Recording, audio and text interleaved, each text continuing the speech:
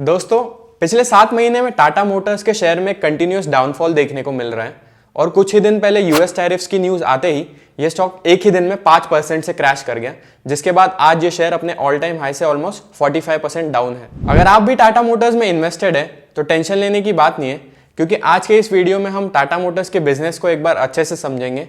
साथ ही में ये जानेंगे कि वो क्या क्या प्रॉब्लम्स है जिसकी वजह से ये शेयर इतना क्रैश कर गया है, और एंड में टाटा मोटर्स का फ्यूचर आउटलुक क्या हो सकता है वो एक बार जानेंगे। मेरा नाम है अनमोल और आप सबका स्वागत है स्टॉइक वेल्थ की यूट्यूब चैनल पे, जहाँ पे हम लोग आपके लिए फाइनेंस को आसान बनाते हैं। दोस्तों, सबसे पहले टाटा मोटर्स ये जो कंपनी है उसके बिजनेस को एक बार अच्छे से समझते हैं। तो टाटा मोटर्स के जो है वो 4 मेजर बिजनेस वर्टिकल्स है। हम एक एक वर्टिकल को डिटेल में समझेंगे। इनका सबसे पहला और सबसे इंपॉर्टेंट बिजनेस है जैगुआर एंड लैंड रोवर का।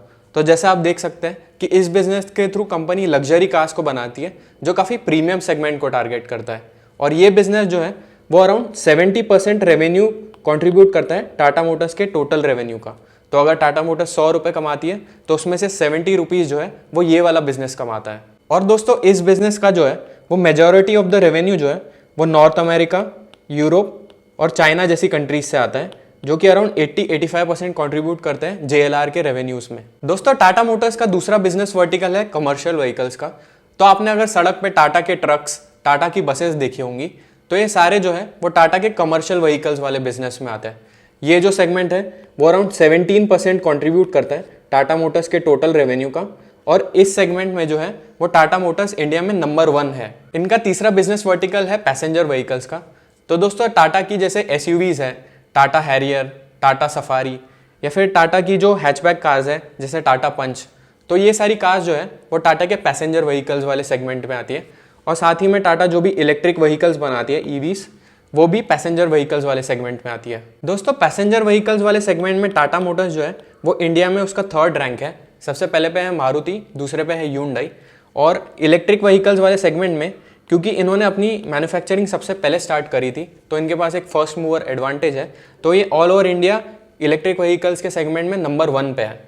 और ये जो पैसेंजर व्हीकल्स वाला बिजनेस है वो अराउंड 11% रेवेन्यूज कंट्रीब्यूट करता है टाटा मोटर्स के टोटल रेवेन्यूज का। और दोस्तों, टाटा मोटर्स का चौथा और लास्ट बिजनेस सेगमेंट है व्हीकल फाइनेंसिंग का।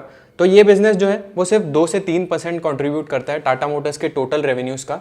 और ये बिजनेस एग्जैक्टली क्या है, तो इमेजिन कीजिए कि किसी को 40 या 50 लाख का ट्रक खरीदना है, तो अगर वही डीलर उसको टाटा मोटर्स के थ्रू लोन प्रोवाइड कर दे तो कितनी बढ़िया बात है ना। तो यही बिजनेस जो है वो टाटा मोटर्स फाइनेंस करता है, जो कि लोन्स प्रोवाइड करता है, ऑटो लोन्स। इस व्हीकल फाइनेंसिंग बिजनेस के थ्रू टाटा मोटर्स ने अराउंड 40,000 करोड़ रुपए के लोन बांट के रखे हैं। ठीक है दोस्तों, आपको एक चीज़ जो ध्यान में रखनी है वो ये कि कोई भी लेंडिंग बिजनेस जब होता है तो उसमें पहले कंपनी को एक साइड से पैसा उधार लेना पड़ता है और दूसरे साइड पे लेंड करना होता है। तो जैसे फॉर एग्जांपल अगर कोई बैंक है तो वो हमसे in the form of savings account या फिक्स डिपॉजिट पहले पैसा लेती है, फिर उसको आगे जाकर लोन बांटती है। दोस्तों, वैसे ही टाटा मोटर्स का ये जो व्हीकल फाइनेंसिंग बिजनेस है उसमें कंपनी को पहले उधार लेना पड़ता है ताकि वो आगे जाकर लोन बांट सके। तो ये कंपनी उधार लेती है थ्रू बॉन्ड्स और डिबेंचर्स। तो कंपनी जब ये उधार लेती है तो ये जो उधार है वो कंपनी के बैलेंस शीट पे एज डेट यानी कर्जा दिखता है। तो बहुत सारे लोग कंफ्यूज हो जाते हैं, जब वो टाटा मोटर्स की बैलेंस शीट खोल के देखते हैं तब वो इस बिजनेस का भी जो कर्जा है उसको भी काउंट कर लेते हैं। तो दोस्तों, आपको ये चीज़ ध्यान में रखनी है कि जब भी आप टाटा मोटर्स का कर्जा चेक कर रहे हैं यानी डेट चेक कर रहे हैं, तो आपको इस बिजनेस का जो डेट है उसको हटा के उस टाटा मोटर्स के डेट को चेक करना है।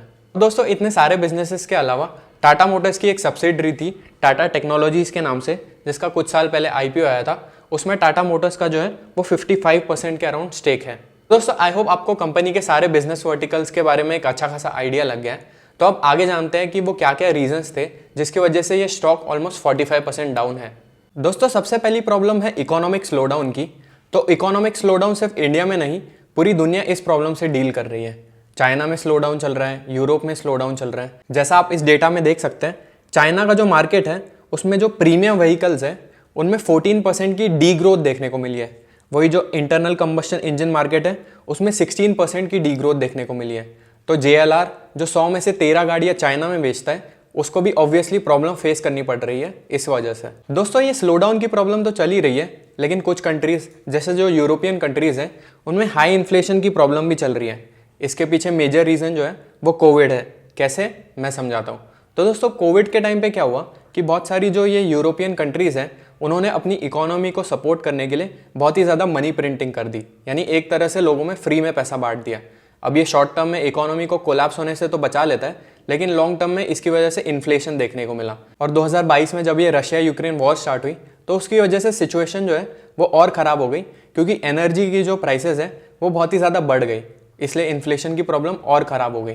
तो इस इन्फ्लेशन की प्रॉब्लम से डील करने के लिए जो सारे देशों की सेंट्रल बैंक्स हैं, जैसे इंडिया की सेंट्रल बैंक आरबीआई है, वैसी जो यूरोप की सेंट्रल बैंक यानी ईसीबी है, उन्होंने इंटरेस्ट रेट्स को काफ़ी ज़्यादा बढ़ा दिया। दोस्तों मेजॉरिटी ऑफ द लोग जो है वो एक लोन लेकर किसी भी कार को खरीदते हैं, तो जब इंटरेस्ट रेट्स हाई रहते हैं तब ऑटोमेटिकली जो कार की डिमांड है वो कम हो जाती है। तो दोस्तों इन सारे रीजंस की वजह से, जैसे इकोनॉमिक स्लोडाउन, हाई इन्फ्लेशन और हाई इंटरेस्ट रेट्स होने की वजह से टाटा मोटर्स का जो JLR वाला बिजनेस है, जो कि ऑलमोस्ट 70% रेवेन्यू कंट्रीब्यूट करता है टाटा मोटर्स के टोटल रेवेन्यू का, वो काफ़ी स्ट्रगल कर रहा है इन सारे मार्केट्स में, जैसे चाइना, यूके, यूरोप में, क्योंकि वहाँ पे डिमांड काफ़ी वीक है। और दोस्तों इंडिया में भी सिचुएशन बहुत ज़्यादा बेटर नहीं है, क्योंकि टाटा मोटर्स उसने पिछले ही महीने यानी फरवरी 2025 का अपना डेटा रिलीज़ किया था।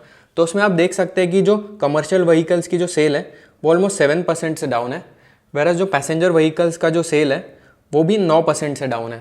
तो इंडिया में भी एक इकोनॉमिक स्लोडाउन चल रहा है, जिसकी वजह से जो डिमांड है वो काफ़ी कम है। अगर मैं नीचे स्क्रॉल करके इनका इलेक्ट्रिक व्हीकल्स वाला बिजनेस देखूं तो उसमें भी एक 23% की गिरावट देखने को मिली है। जो इन्होंने कार्स बेची थी पिछले साल फरवरी में, वैसे जो इस फरवरी में कार्स बेची है उसमें 23% की गिरावट देखने को मिली है। और इनका कमर्शियल व्हीकल्स वाला बिजनेस भी स्ट्रगल कर रहा है, वो इसलिए क्योंकि पिछले एक साल में जो है वो इंफ्रास्ट्रक्चर के ऊपर स्पेंडिंग जो है वो काफ़ी कम हुई है।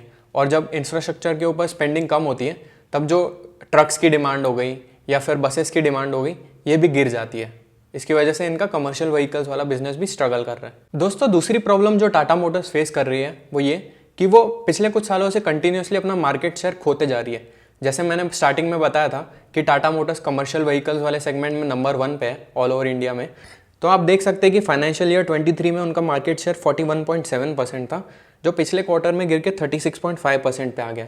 तो टाटा मोटर्स जो है उनका मार्केट शेयर पिछले कुछ सालों से कंटिन्यूसली गिरे जा रहा है, और इसके पैरेलली महिंद्रा एंड महिंद्रा जो कंपनी है उसका मार्केट शेयर बढ़ रहा है, यानी कंपटीशन की वजह से टाटा मोटर्स अपने मार्केट शेयर को खोते जा रहा है। इसके साथ साथ अगर हम इलेक्ट्रिक व्हीकल्स वाला भी डेटा देख ले तो Q3 FY24 में जो इंडिया में 73% इलेक्ट्रिक व्हीकल्स बिकी थी वो टाटा मोटर्स ने बेची थी, वेरा जो लेटेस्ट क्वार्टर में सिर्फ उनका मार्केट शेयर 53% पे आ गया है।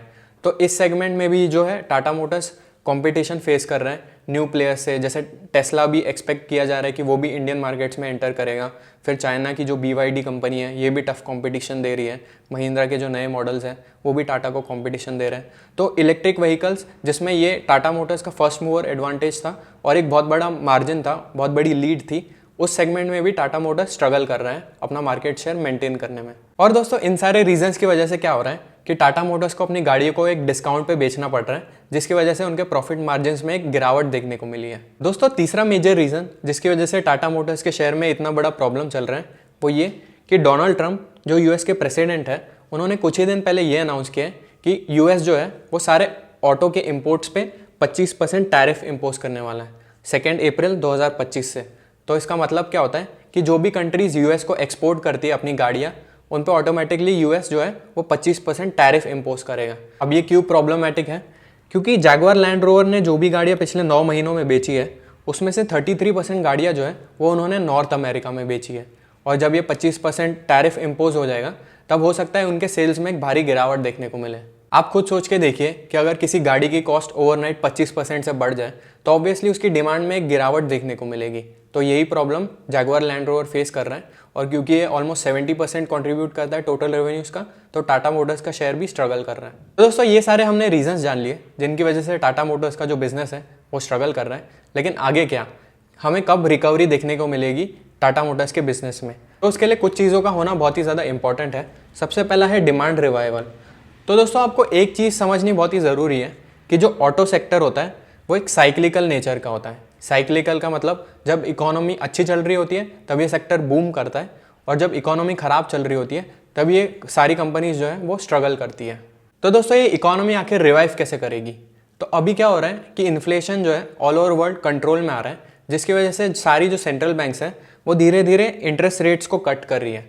जब इंटरेस्ट रेट कट होता है तब उसका क्या क्या इम्पैक्ट होता है ये हमने रेट कट वाले वीडियो में डिटेल में एक्सप्लेन किया है, जो आप ऊपर आई बटन पे क्लिक करके देख सकते हैं। तो रेट कट्स प्लस हमारी इंडियन गवर्नमेंट ने बजट में काफ़ी टैक्स कट्स किए, जिसकी वजह से ये एक्सपेक्ट किया जा रहा है कि कंजम्पशन में फिर से एक रिवाइवल देखने को मिलेगा।